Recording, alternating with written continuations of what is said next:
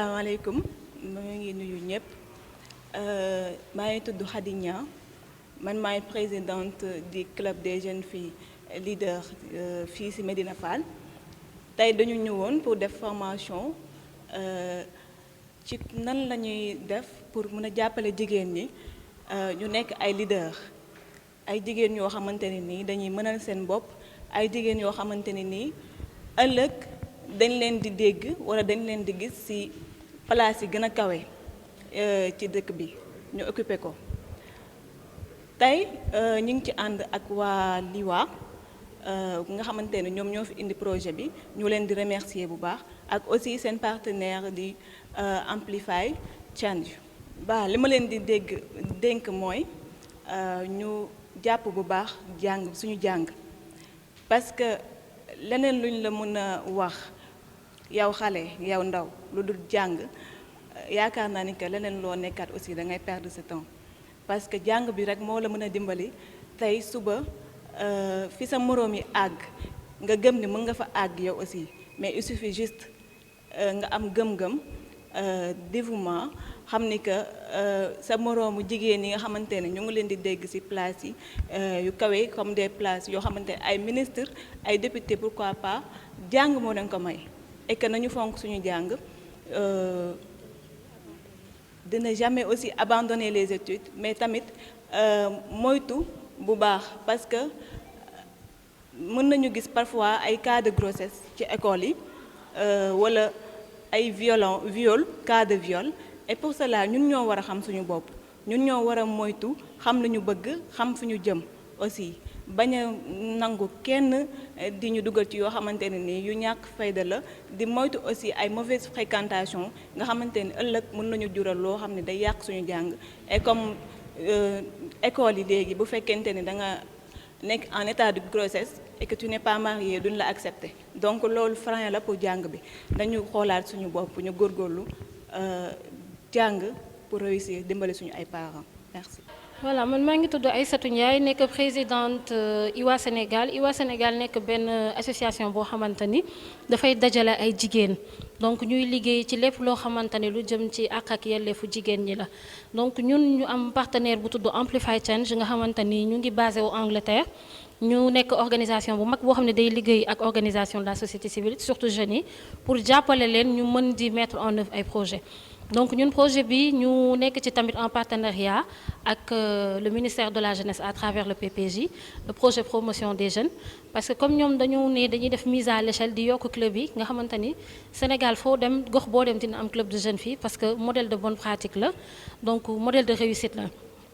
ñun ñu ñëw tamit jàpp si ba nga xamante ni dañu ñëw tey fii Thiès pour installer club bi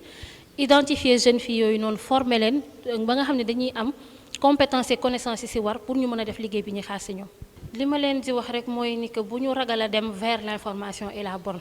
parce que lu ñu mën ci wax tey jii état bi teg na fi ay structures yoo xam ne pour ndaw ñi la déjà fii ñu nekk espace ado jeune la jeunes yee ko moom donc il y a aussi le CEDEPS qui est là ak le coordonnateur du CCA donc mu nekk jeune comme ñun nekk fi pour ñun donc bu ñu bëggee information foofu bokk na ci première source d'information boo xamante ne information bu baax la bu ñu mën a servir la et que ñu xam ne tamit seen morom yi bu ñu ñëwee ci ñoom tamit ñu yaatal leen ubbil leen def leen confiance ba ñoom ñu mën leen partager information yi nga xamante ne moom la ñu am parce que comme li may wax rek li ñuy jàng du pour ñun donc pour ñun la suñuy rakk suñuy mag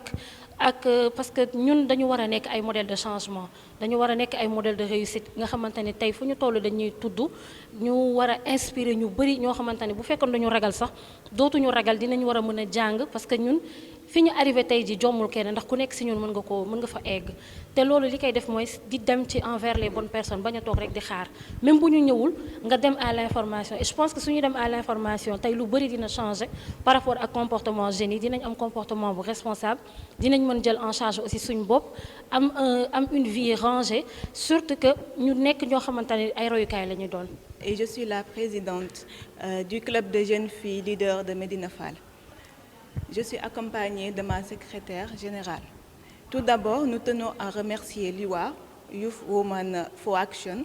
pour l'initiative qu'ils ont prise d'installer ce club dans notre quartier. Et ce n'est pas pour rien qu'ils ont venu ici à Médina Fall pour l'installation de ce club qui est la première. Ensuite, nous tenons à remercier nos partenaires, à savoir Amplify, Change. Nous les remercions vraiment pour ce partenariat qu'ils ont avec l'IWA. Oui, nous sommes ici pour une formation et l'important, c'est de nous former, de nous encadrer à devenir des femmes leaders, des femmes indépendantes qui usent sur le développement de notre communauté, plus précisément le développement de Médina Fall. Et nous sommes les porteurs de voix car nous avons été sélectionnés et ce n'est pas pour rien qu'on a fait ce choix sur nos personnes. Et ce qu'il faut, c'est qu'on ait de l'engagement, qu'on ait de l'abnégation, mais aussi qu'on soit persévérant, d'y croire qu'on peut devenir des femmes leadership, des femmes qui pourront être parmi les grandes instances de décision, des femmes qui seront à la portée de tous pour un développement de notre quartier. Il suffit juste d'y croire. Et Inch'Allah, on fera de notre mieux pour ne pas vous décevoir, pour le choix que vous avez porté sur nous. Bah oui, et on serait très ravis même de passer cette information. On fera de tout ce qu'il faut à notre mesure. S'il le faut, on organisera des débats, on organisera des rencontres, on organisera aussi des causeries pour parler, sensibiliser les jeunes qui n'ont pas eu la chance de participer à cette formation, de passer le message. Le message que j'ai à lancer, c'est qu'on continue nos études, d'étudier, toujours étudier et encore étudier. Il ne faut jamais qu'on baisse les bras. Certes, parfois ça peut être difficile, les conditions, les moyens en manquent, mais il faut juste se sacrifier et savoir que les études restent la meilleure chose pour devenir indépendante, pour ne plus dépendre des hommes comme on a l'habitude de voir parfois. On veut être des femmes indépendantes, des femmes leaders. Et pour ça, il va falloir qu'on ait confiance en nous et qu'on étudie, qu'on soit persévérant pour avancer, aller vers l'avant. Je suis la présidente de IWA Sénégal. IWA Sénégal, c'est Youth Women for Action. Donc l'objectif de ce projet, c'est que en tant que, je dirais, vecteur de changement, donc ce projet, c'est vraiment de collaborer avec le ministère de la Jeunesse à travers la mise à l'échelle des clubs de jeunes filles. Donc nous, on amène notre appui technique et financier pour l'installation de ce club. Et aussi, après l'installation de ce club, ce sera la formation de ces jeunes filles-là qui vont aller sur le terrain exécuter un travail qui est attendu d'elles. C'est-à-dire qu'elles sont considérées comme des vecteurs de changement. Donc elles se doivent de vraiment partager l'information qu'elles vont recevoir lors des sessions de formation. Et elles ne seront pas toutes seules parce qu'elles seront accompagnées aussi des acteurs communautaires avec l'appui d'une Badiane Gor, de pères éducateurs et en plus du coordonnateur du CCA, le Centre Conseil Ado de Thiès, donc qui représente ici le ministère de la Jeunesse. Oui, parce que normalement, ça devrait figurer dans le plan de travail de ces filles-là. Parce qu'après la formation des membres du club, donc il va y avoir un atelier pour l'élaboration d'un plan d'action qui va être élaboré par ces filles-là, même avec l'appui des acteurs communautaires, comme je l'ai dit tantôt. Parce qu'elles ont vraiment besoin d'avoir une feuille de route qui va vraiment diriger leurs actions. Et les actions, ce sera en fonction des réalités et des besoins de leur commune. Déjà, si vous regardez par rapport à la population sénégalaise, donc 63% de la population a moins de 24 ans. Et dans ces 63%-là, donc, on a plus de filles que de garçons. Et en général, les problématiques liées au bien-être des filles et des femmes sont versées dans le grand lot. Et en général, c'est des problèmes qui sont assez spécifiques. Et à chaque fois qu'il y a l'évaluation des politiques et programmes, on se rend compte que dans l'évaluation, les problématiques des filles sont laissées en rade. Et depuis 2014, donc, il y a eu l'installation du premier club au niveau de la région de Tamba. Et le ministère de la Jeunesse s'en est approprié pour la mise à l'échelle. Et donc, ils ont renforcé les clubs-là à travers un manuel de procédure pour harmoniser l'installation sur tout l'étendue du territoire national. Et après ça,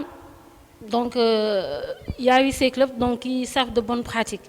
Et nous, on s'est dit, en tant qu'organisation de la société civile et qui travaillons pour le bien-être des filles et des femmes, pourquoi ne pas participer à cette mise à l'échelle-là? Du moment que l'État ne peut pas tout faire, il ne peut pas tout couvrir. Donc nous, on apporte notre pierre à l'édifice parce qu'on a vu que c'est quelque chose qui marche. Donc c'est quelque chose qui a fait que beaucoup de ces filles-là, surtout de la zone sud et est, ont vraiment des comportements responsables, qui sont des vecteurs de changement et qui arrivent à étudier sans pour autant être victimes de grossesse précoce en milieu scolaire, ni de victimes de mariage d'enfants et de rapports sexuels précoces aussi, et victimes de violences basées sur le genre.